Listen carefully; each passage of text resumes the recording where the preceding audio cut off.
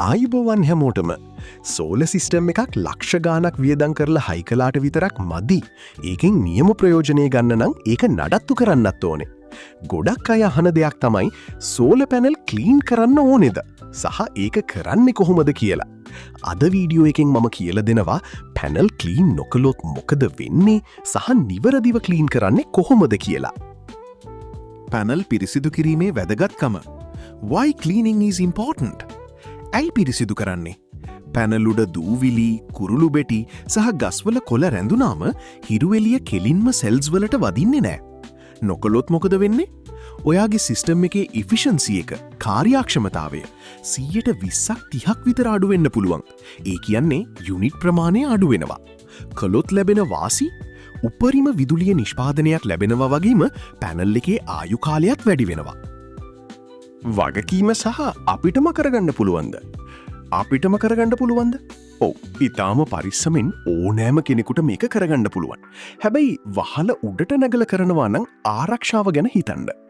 Warranty ප්‍රශ්නය. Panel එක උඩට නැගල පෑගුවොත් හෝ වීදුරුව ඉරිතලන්න ස්ක්‍රැචස් වගේ දෙයක් වුණොත් වොරන්ටි එක නැතිවෙන්න පුළුවන්. ඒ නිසා නියම මෙතඩ් එකට කරනවා නම් කිසිම ප්‍රශ්නයක් වෙන්නේ නැහැ. ක්ලීන් කරන්න ඕනේ වෙලාව. හොඳම වෙලාව උදේ 7ට කලින් හෝ හවස 5න් පස්සේ. ඇයිඒ දවල් රශ්නය වෙලාවට පැනල් එක ගොඩාක් රත් වෙලා තියෙන්නේ. ඒ වෙලාවට සීතල වතුර ගැහුවොත් එක පාරට ඇතිවන උෂ්ණත්ව වෙනස නිසා වීදුරුව පුපුරන්න ඉඩ තියෙනවා. Thermal shock. පිරිසිදු කිරීමේට පෙර සූදානම. පවර් ඕෆ් කිරීම. පැනල් ක්ලීන් කරන්න කලින් අනිවාර්යෙන්ම ඉන්වර්ටර් එක ඕෆ් කරලා ඉන්න.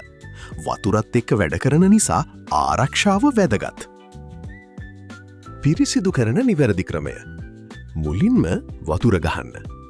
පැනල් උඩ තියෙන තද දූවිලි ඉවත් වෙන්න මුලින්ම වතුරෙන් පැනල් ටික තෙමන්න. හයි ප්‍රෙෂර් හෝස් පාවිච්චි කරනවා නම් පැනල් එකට ගොඩක් ලං කරන්න එපා. පාවිච්චි කරන බ්‍රෂ් එක. කිසිම වෙලාවක තද කෙඳි තියෙන ඉදල් හෝ බුරුසු ගන්න එපා. සොෆ්ට් මයික්‍රෝෆයිබර් බ්‍රෂ් එකක් හෝ සෝලර් ක්ලීන් කරන්නම හදපු මෘදු බුරුසුවක් පාවිච්චි කරන්න. කෙමිකල්ස්. සාමාන්‍යයෙන් පිරිසිදු වතුර ප්‍රමාණවත්. තදට කුණු තියෙනවා නම් මෘදු සබන්දියරයක් ඩිෂ්සෝප් පාවිච්චි කරන්න පුළුවන්. හැබැයි තද ඇසිඩ් හෝ වීදුරු ඉරිතලන රළු කුඩු අබ්‍රේසිව් පවුඩර්ස් පාවිච්චි කරන්න එපා. පිස දැමීම. වතුරෙන් සේදුවට පස්සේ වතුර පැල්ලම් හිටින්නේ නැතිවෙන්න රෙදි කැබැල්ලකින් ස්ක්වීජි වතුර අයින් කරන්න. ඉතින් මේ විදිහට මාස 3කට හෝ 6කට සැරයක් පැනල් ටික ක්ලීන් කරගත්තොත් ඔයාගේ සෝල සිස්ටම් එකෙන් නියම වැඩක් ගන්න පුළුවන්. මේ වගේ තවත් තාක්ෂණික වීඩියෝ බලන්න SL Skill Master සබ්ස්ක්‍රයිබ් කරලා තියාගන්න. තව කෙනෙක්ට බලන්න ෂෙයා කරන්න, ලයික් කරන්න, මන් වීඩියෝ එකක් දාපු ගමන් බලන්න නෝටිෆිකේෂන් එකක් එන්න බෙල් අයිකන් එකත් ක්ලික් කරන්න. ප්‍රශ්නයක් තියෙනවා නම් කමෙන්ට් එකක් දාන්න. මම ඔයාලගේ SL Skill Master. ජය වේවා.